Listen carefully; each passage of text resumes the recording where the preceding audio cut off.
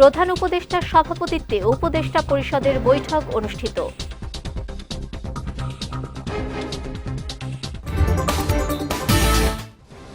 আসন্ন নির্বাচনে ধানের শীষের পক্ষে ভোট চাইলেন তারেক রহমান।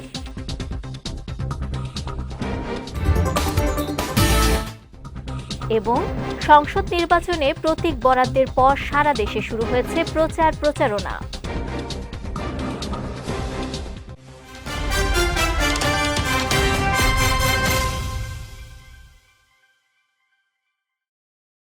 আসসালামু আলাইকুম। পুষ্টি চা নিবেদিত বিজয় রাতের সংবাদে আমন্ত্রণ জানাচ্ছি আমি নুসরাত আহমেদ। শুনছিলেন শিরোনাম, এবারে বিস্তারিত। প্রধান উপদেষ্টা অধ্যাপক ডক্টর মোহাম্মদ ইউনূসের সভাপতিত্বে উপদেষ্টা পরিষদের বৈঠক অনুষ্ঠিত হয়েছে। আজ রাজধানীর তেজগাঁওয়ে প্রধান উপদেষ্টার কার্যালয়ে বৈঠকটি অনুষ্ঠিত হয়। বৈঠকে 7টি কলেজ নিয়ে ঢাকা সেন্ট্রাল ইউনিভার্সিটি অধ্যাদেশ 2026 এর অনুমোদন দিয়েছে উপদেষ্টা পরিষদ। এই অধ্যাদেশ অনুমোদনের ফলে ঢাকার উচ্চশিক্ষা ব্যবস্থায় একটি নতুন ধারা সূচিত হল, যা ভবিষ্যতে দেশের উচ্চশিক্ষা ব্যবস্থায় একটি গুরুত্বপূর্ণ মাইলফলক হিসেবে ভূমিকা রাখবে। এছাড়া বৈঠকে বাংলাদেশ বেসরকারি রপ্তানি প্রক্রিয়াকরণ অঞ্চলের আইনরহিত আইনের খসড়া নীতিগত ও চূড়ান্ত অনুমোদন দেওয়া হয়। একই সঙ্গে বৈঠকে Bangladesh house building finance corporation 2026 এবং জুয়া প্রতিরোধ অধ্যাদেশ ও তথ্য অধিকার অধ্যাদেশ 2026 এর খসড়া নীতিগত ও চূড়ান্ত অনুমোদন দিয়েছে উপদেষ্টা পরিষদ। এদিকে আসন্ন ত্রয়োদশ জাতীয় সংসদ নির্বাচন উপলক্ষে 11 ফেব্রুয়ারি সাধারণ ছুটি ও 10 ফেব্রুয়ারি শিল্পাঞ্চলে শ্রমিক ও কর্মচারীদের ছুটি অনুমোদন করা হয়েছে। এর ফলে ভোট উপলক্ষে শ্রমিকরা 3 দিনের ছুটি পাবেন। অতীতে স্বৈরাচার সরকারের অনিয়ম, দুর্নীতি, অনাচার পরিবর্তনে আসন্ন নির্বাচনে সিলেটবাসীর কাছে ধানের শীষের পক্ষে ভোট চেয়েছেন বিএনপি চেয়ারম্যান তারেক রহমান। সকালে সিলেটের আলিয়া মাদ্রাসা মাঠে প্রথম নির্বাচনী জনসভায় প্রধান অতিথির বক্তব্যে তিনি এই ভোট প্রার্থনা করেন। এ সময় তিনি অভিযোগ করে বলেন, একটি দল লোভ দেখিয়ে মিথ্যা কথা বলে মানুষকে ঠকাচ্ছে, ভবিষ্যতেও ঠকাবে। তাই তাদের বিরুদ্ধে সাবধান থাকার আহ্বান জানান বিএনপি চেয়ারম্যান। তিনি আরও বলেন, 71-এ তাদের মানুষ দেখেছে, তাই নতুন করে আর কিছু দেখার নেই। এ সময় সংসদ নির্বাচনকে সামনে রেখে কেউ কেউ ভোট চাওয়ার মাধ্যমে বেহেশতের টিকিট বিক্রি করছে বলে অভিযোগ করেন তারেক রহমান। এই অপশক্তির বিরুদ্ধে সবাইকে ঐক্যবদ্ধভাবে থাকার আহ্বান জানান তিনি। আগামী 12 ফেব্রুয়ারি নির্বাচনে বিএনপি নির্বাচিত হলে নবীজির ন্যায়ের ভিত্তিতে দেশ পরিচালনা করা হবে বলেও জানান বিএনপি চেয়ারম্যান। আমরা দেখেছি যারা 71 সালে ছিল তারা কাদের সাথে লাইন দিয়েছিল, যাদের কথা একটু আগে বললাম, যারা মিথ্যে কথা বলে ঠকাচ্ছে মানুষকে, আমরা দেখেছি তাদের আস্তানা কোথায়। সেজন্যই বলেছি, যেমন দিল্লি নয় তেমন পেন্ডি নয়, নয় অন্য কোন দেশ, সবার আগে বাংলাদেশ। এবং যেহেতু আমরা বিশ্বাস করি দেশের মানুষই হচ্ছে আমাদের রাজনৈতিক সকল ক্ষমতার উৎস, সেজন্যই আমরা দেশের মানুষের ভাগ্য উন্নয়নে বিশ্বাস করি। এবং সংক্ষেপে আপনাদের সাথে যেই কথা বললাম, শুধু ভোট এবং কথা বলার অধিকার না, বিএনপি চায় আপনাদের দেশের মানুষকে অর্থনৈতিকভাবে স্বাবলম্বী করে তুলতে, দেশের নারী সমাজকে, মা বোনদেরকে, দেশের যুব সমাজকে, দেশের প্রত্যেকটি কৃষক সহ প্রত্যেকটি শ্রেণী পেশার মানুষকে বাংলা বিএনপি চায় আগামী দিনে ইনশাআল্লাহ সরকার গঠন করে প্রত্যেকটি মানুষকে স্বাবলম্বী করে গড়ে তুলতে। ত্রয়োদশ জাতীয় সংসদ নির্বাচনের আনুষ্ঠানিক প্রচারণা শুরু করেছে এনসিপি। সকালে ঢাকা বিশ্ববিদ্যালয় এলাকায় 3 নেতার মাজার ও শহীদ ওসমান হাদির কবর জিয়ারতের মধ্য দিয়ে আনুষ্ঠানিক প্রচারণা শুরু করে দলটি। এ সময় এনসিপির আহ্বায়ক নাহিদ ইসলাম বলেন, এই নির্বাচনী যাত্রার মধ্য দিয়ে আধিপত্য বিরোধী যাত্রা শুরু হলো। এবারের নির্বাচন হবে চাঁদাবাজ মাফিয়াদের বিরুদ্ধে নির্বাচন। এ সময় তিনি নির্বাচনের আগেই হাদি হত্যা মামলার অভিযোগপত্র দাখিলের আহ্বান জানান। এছাড়া সরকার ও নির্বাচন কমিশনের সমালোচনা করে তিনি বলেন, একটি দলের পক্ষে বিশেষ অবস্থান নিয়েছে সরকার এবং ইসি। হোসেন শহীদ সোহরাওয়ার্দী, শেরেবাংলা ফজলুল হক জমিদারি ব্যবস্থার বিরুদ্ধে লড়াই সংগ্রাম করে বাংলাদেশকে এগিয়ে নিয়ে গিয়েছেন, বাংলাদেশের কৃষক, শ্রমিক, সাধারণ মানুষের অধিকারকে রক্ষা করেছেন। একইভাবে ফ্যাসিবাদী ব্যবস্থার বিরুদ্ধে লড়াই সংগ্রাম করে আমরা একটি নতুন বন্দোবস্তের দিকে এগোচ্ছি। অন্যদিকে হোসেন শহীদ সোহরাওয়ার্দী এই বাংলাদেশে গণতন্ত্রের ভিত্তি স্থাপন করেছেন। 24-এর গণ অভ্যুত্থানের পরেও আমরা বাংলাদেশে নতুন করে গণতন্ত্রের ভিত্তি স্থাপন করছি এই নির্বাচনের মধ্য দিয়ে। এবং আমরা অবশেষে যাব শরীফ ওসমান হাদী, আমাদের জুলাইয়ের অকণ্ঠ সৈনিক, আমাদের জুলাইয়ের সিপাহসালার আধিপত্যবাদ বিরোধী লড়াইয়ের শহীদ সৈনিক শরীফ ওসমান হাদী, তার কবর জিয়ারতের মাধ্যমে আমরা এবারের নির্বাচন যে আমাদের আধিপত্যবাদ বিরোধী যাত্রা, আমাদের আজাদির যাত্রা, সেই যাত্রা আমরা শুরু করছি শরীফ ওসমান হাদী ভাইকে ধারণ করে, স্মরণ করে। প্রতীক বরাদ্দ পেয়ে সারা দেশে শুরু হয়েছে ত্রয়োদশ জাতীয় সংসদ নির্বাচনের প্রচারণা। সকাল থেকে নাটোর সদর উপজেলার বিভিন্ন স্থানে প্রান্তিক চাষিদের কাছে গিয়ে সৌজন্য সাক্ষাৎ, শুভেচ্ছা বিনিময় ও ভোট প্রার্থনা করেন নাটোর সদর আসনের বিএনপি প্রার্থী এম রুহুল কুদ্দুস তালুকদার দুলু। তিনি দেশের সংস্কারে হ্যাঁ ভোট সহ বিভিন্ন উন্নয়নের প্রতিশ্রুতি দিয়ে ধানের শীষের ভোট চান। এদিকে বরিশাল 5 আসনের বিভিন্ন দলের প্রার্থীরা প্রচারণা শুরু করেছেন। বিএনপি প্রার্থী মুজিবুর রহমান সরওয়ার, ইসলামী আন্দোলন প্রার্থী মুফতি সৈয়দ ফয়জুল করিম ও বাসদের মনোনীত প্রার্থী মনীষা চক্রবর্তী নিজ নিজ দলের পক্ষে প্রচারণা চালান। অন্যদিকে কোটা আন্দোলনে নিহত শহীদ সৈয়দ নাজমুল হাসানের কবর জিয়ারতের মধ্য দিয়ে নির্বাচনী প্রচারণা শুরু করেছেন মাদারীপুর 3 আসনের বিএনপি প্রার্থী আনিসুর রহমান খোকন তালুকদার। একই সঙ্গে চাঁপাইনবাবগঞ্জে বিভিন্ন উপায়ে নির্বাচনী প্রচারণা শুরু করেছেন জেলার 3টি আসনের প্রার্থীরা। এছাড়া নীলফামারী, সাভার সহ সারা দেশে চলছে সংসদ সদস্য প্রার্থীদের নির্বাচনী প্রচারণা। দেশজুড়ে সহিংসতা ও অপরাধের ঘটনায় উদ্বেগ বাড়লেও প্রত্যাশিত হারে উদ্ধার হচ্ছে না অবৈধ অস্ত্র। এর ফলে প্রতিনিয়তই ঘটছে হত্যাকাণ্ডের মতো ঘটনা। তবে আইন শৃঙ্খলা বাহিনীর নিয়মিত অভিযানের পরও অস্ত্রের উৎস ও মজুত নিয়ে প্রশ্ন থেকেই যাচ্ছে। সহকর্মী সায়ন সাব্বিরের রিপোর্টে বিস্তারিত। দেশজুড়ে অস্ত্রের ঝনঝনানি, ছোট বড় সন্ত্রাসীদের হাতে হাতে অস্ত্র, সীমান্তের ফাঁকফোকর দিয়ে আসছে অস্ত্রের চালান। প্রায় প্রতিদিনই দেশের কোথাও না কোথাও গুলি করে হত্যার খবর পাওয়া যাচ্ছে। হত্যা করা হচ্ছে রাজনৈতিক দলের ছোট বড় নেতাকর্মীদের। এছাড়া সন্ত্রাসী কর্মকাণ্ড, দখলবাজি, চুরি, ছিনতাই, ডাকাতি ও মব আতঙ্কের মধ্যেই চলছে নির্বাচনী ডামাডোল। দেশের আইনশৃঙ্খলা পরিস্থিতির অবনতির মধ্যে নির্বাচন আয়োজন নিয়ে আছে নানা বিতর্ক। যেখানে আইনশৃঙ্খলা বাহিনী প্রার্থী ও রাজনৈতিক নেতাকর্মীদের নিরাপত্তা দিতে ব্যর্থ, সেখানে ভোটকেন্দ্র দখল হওয়ার শঙ্কাও দেখছেন প্রার্থীরা। এরই ধারাবাহিকতায় রাজধানীর ধোলাইপাড় থেকে একজন অস্ত্র ব্যবসায়ীকে গ্রেফতার করেছে ডিবি পুলিশ। পাশাপাশি আসামির কাছ থেকে 2টি বিদেশি পিস্তল ও 21 রাউন্ড গুলি উদ্ধার করা হয়েছে। বৃহস্পতিবার বিকেলে ডিএমপি মিডিয়া সেন্টারে আয়োজিত এক সংবাদ সম্মেলনে এ তথ্য জানান লালবাগ জোনের ডিসি মোহাম্মদ মোস্তাক সরকার। সে আগে অস্ত্র এরকম কেনাবেচার সাথে জড়িত ছিল, গ্রেপ্তার হয়েছে পুলিশের কাছে এবং আজকেও সে এই 2টি বিদেশি পিস্তল, 4টি ম্যাগাজিন এবং 21 রাউন্ড গুলি সহ আমাদের মহানগর গোয়েন্দা পুলিশের হাতে গ্রেপ্তার হয় এবং তার বিরুদ্ধে এখন পরবর্তী আইনগত ব্যবস্থা প্রক্রিয়াধীন আছে। এছাড়াও আসন্ন নির্বাচনকে সামনে রেখে অবৈধ অস্ত্র উদ্ধারে কাজ করে যাচ্ছে আইন শৃঙ্খলা বাহিনী বলেও জানান তিনি। অন্যান্য বাহিনীর হাতেও কিন্তু ধরা পড়ছে। এবং শায়ন সাব্বির, বিজয় টিভি, ঢাকা। 7 দিনের মধ্যে বাণিজ্য মন্ত্রণালয়ের সুপারিশ বাস্তবায়ন না হলে 1 ফেব্রুয়ারি থেকে সব স্পিনিং মিল বন্ধের ঘোষণা দিয়েছে বিটিএমএ।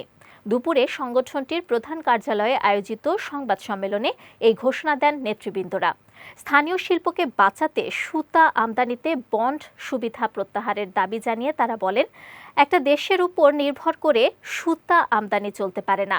বলেন, বন্ড সুবিধার আওতায় সুতা আমদানি করে দেশীয় পোশাক শিল্প কোনো সুবিধা পাচ্ছে না, পাচ্ছে বিদেশি ক্রেতারা।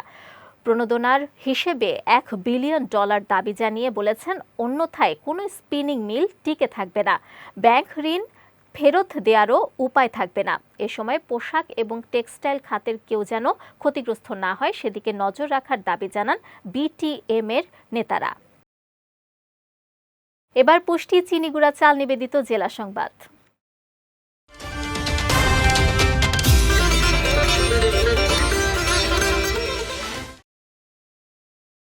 বাংলাদেশে ভোট বন্ধ করার ক্ষমতা কারো নেই।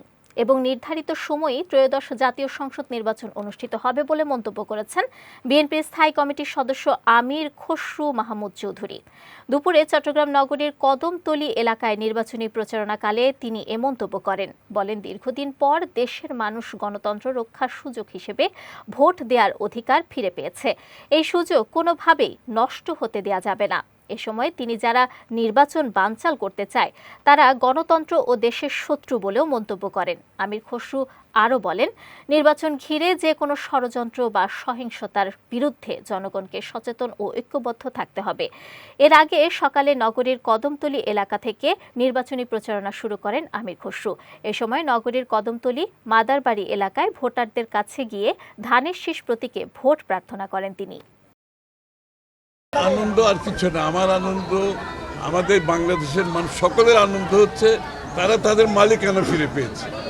মালিকানা ফিরে পেয়েছে, তারা এখন তাদের প্রতিনিধি নির্বাচিত করবে, তাদের সংসদ নির্বাচিত করবে, তারা সরকার নির্বাচিত করবে যারা তাদের কাছে দায়বদ্ধ থাকবে, জবাবদিহি থাকবে। এটা থেকে বাংলাদেশের মানুষ আজকে প্রায় 17 বছর বঞ্চিত। আজকে তারা তাদের মালিকানা ফিরে পেয়েছে, তারা আনন্দিত, আমরাও আনন্দিত। তারা ভোট দিতে পারবে, আমরা ভোট চাইছি, তারা ভোট দেওয়ার জন্য অপেক্ষা করছে। এটাই তো বাংলাদেশের মানুষের প্রত্যাশা ছিল, বাংলাদেশের গণতন্ত্র ফিরে আসবে, তারা তাদের মুক্ত নাগরিক হিসেবে, স্বাধীন নাগরিক হিসেবে তাদের নাগরিক দায়িত্ব পালন করতে পারবে। পেশাদারিত্ব, নিরপেক্ষতা, শৃঙ্খলা, ধৈর্য ও নাগরিক বান্ধব আচরণের মাধ্যমে সেনাবাহিনীকে দায়িত্ব পালনের আহ্বান জানিয়েছেন সেনাপ্রধান জেনারেল ওয়াকারুজ্জামান। ত্রয়োদশ জাতীয় সংসদ নির্বাচন ও গণভোট উপলক্ষে দুপুরে চট্টগ্রাম সার্কিট হাউসে আয়োজিত এক মতবিনিময় সভায় তিনি এ আহ্বান জানান। এ সময় শান্তিপূর্ণ, নিরপেক্ষ ও সুষ্ঠুভাবে নির্বাচন সম্পন্ন করার লক্ষ্যে আন্তঃপ্রাতিষ্ঠানিক সমন্বয় এবং সামগ্রিক নিরাপত্তা ব্যবস্থাপনা নিয়ে আলোচনা করেন তিনি। এদিন চট্টগ্রাম এরিয়া পরিদর্শন করেন সেনাপ্রধান। এ সময় চট্টগ্রাম এরিয়ার ঊর্ধ্বতন সামরিক কর্মকর্তাদের পাশাপাশি বিভাগীয় কমিশনার ও অসামরিক প্রশাসনের ঊর্ধ্বতন কর্মকর্তারা উপস্থিত ছিলেন। কারা মহাপরিদর্শক ব্রিগেডিয়ার জেনারেল সৈয়দ মোহাম্মদ মোতাহের হোসেন বলেছেন, কারাগার হবে একজন বিপথগামীর জন্য সংশোধনাগার। এ দায়িত্ব পালনে কারারক্ষীরা সচেষ্ট থাকবে এবং নিজেদের সর্বোচ্চ ত্যাগ দিয়ে তা যথাযথভাবে পালনে দৃঢ় প্রতিজ্ঞাবদ্ধ থাকবে। সকালে রাজশাহী কারা প্রশিক্ষণ কেন্দ্রে 63তম ব্যাচ কারারক্ষী বুনিয়াদী প্রশিক্ষণ কোর্স সমাপনী কুচকাওয়াজ অনুষ্ঠানে নবীন কারারক্ষীদের উদ্দেশ্যে এসব কথা বলেন তিনি। সমাপনী কুচকাওয়াজ অনুষ্ঠানে 687 জন কারারক্ষী অংশ নেন। অনুষ্ঠানে বিশেষ অতিথি হিসেবে উপস্থিত ছিলেন রাজশাহী নগর পুলিশের কমিশনার জিল্লুর রহমান, বাংলাদেশ আনসার ও গ্রাম প্রতিরক্ষা বাহিনীর মহাপরিচালক মেজর জেনারেল আব্দুল মোতালেব সাজ্জাদ মাহমুদ সহ অন্যান্যরা। অনুষ্ঠানে কৃতি নবীন প্রশিক্ষণার্থীদের মাঝে পুরস্কার বিতরণ করা হয়। বৈষম্য বিরোধী ছাত্র আন্দোলন সিরাজগঞ্জ জেলা শাখার সাবেক আহ্বায়ক সহ শতাধিক নেতাকর্মী ছাত্রদলে যোগদান করেছেন। সকালে বিএনপির স্থায়ী কমিটির সদস্য ও সিরাজগঞ্জ 2 আসনের প্রার্থী ইকবাল হাসান মাহমুদ টুকুর বাসভবনে এই যোগদান অনুষ্ঠান অনুষ্ঠিত হয়।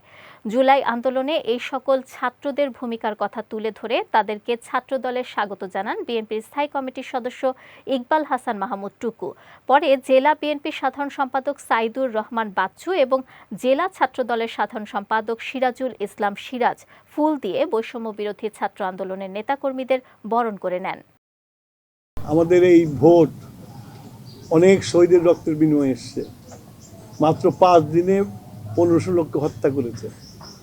সেই হত্যার মাধ্যমে তার আগে তো আমাদের এই যে 17 বছর আন্দোলনে প্রায় 4-5 হাজার আমাদের কর্মী মারা গেছে। তো এই রক্তের বিনিময়ে আজকে এই ভোটটা আসছে। আমি জনগণের কাছে অনুরোধ করব, এই রক্তের ঋণ যদি শোধ করতে হয় তাহলে ভোট কেন্দ্রে আপনারা সবাই আসবেন, ভোট দিবেন এবং গণতন্ত্রকে অর্থবহ করবেন। যাচ্ছি পুষ্টি ড্রিঙ্কিং ওয়াটার নিবেদিত খেলা সংবাদে।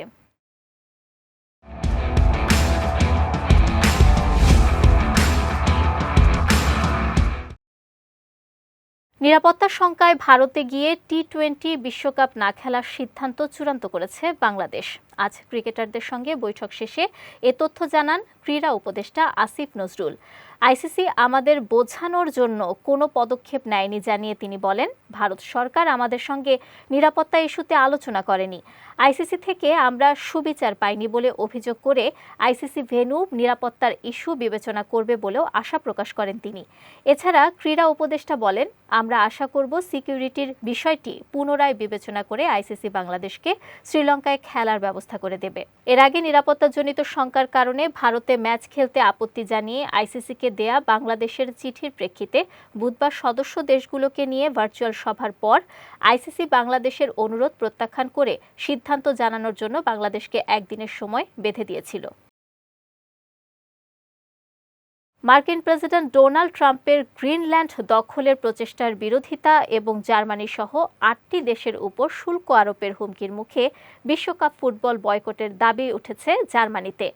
ট্রাম্পের হুমকির পাল্টা পদক্ষেপ হিসেবে 2026 সালে যুক্তরাষ্ট্র, কানাডা ও মেক্সিকোতে যৌথভাবে অনুষ্ঠিত হতে যাওয়া বিশ্বকাপ বয়কটের সিদ্ধান্ত নিতে চাইছেন জার্মান রাজনীতিবিদরা। এ নিয়ে করা সাম্প্রতিক এক জনমত জরিপে দেখা গেছে, জার্মানির 47% নাগরিক 2026 বিশ্বকাপ বর্জনের পক্ষে মত দিয়েছেন। তবে জার্মান সরকার অবশ্য বলেছে, এই সিদ্ধান্ত নেয়ার অধিকার রাজনীতিকদের নেই, বরং সেটি জার্মান ফুটবল ফেডারেশন এবং ফিফার। তাই রাজনৈতিক চাপ থাকলেও জার্মান সরকারকে শেষ পর্যন্ত তাকিয়ে থাকতে হচ্ছে ক্রীড়া সংস্থাগুলোর সিদ্ধান্তের দিকে। পুষ্টি চা নিবেদিত বিজয় রাতের সংবাদ শেষ করার আগে শিরোনামগুলো দেখে নিচ্ছি আরও একবার।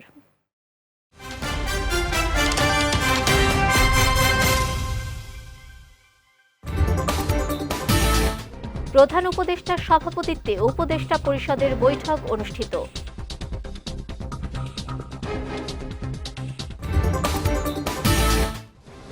আসন্ন নির্বাচনে ধানের শীষের পক্ষে ভোট চাইলেন তারেক রহমান।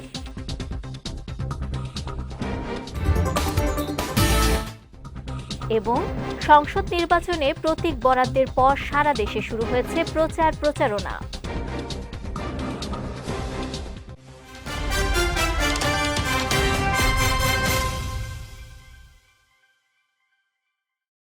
বিজয় রাতের সংবাদ শেষে আজকের মতো আমি নুসরাত আহমেদ আপনাদের কাছ থেকে বিদায় নিচ্ছি।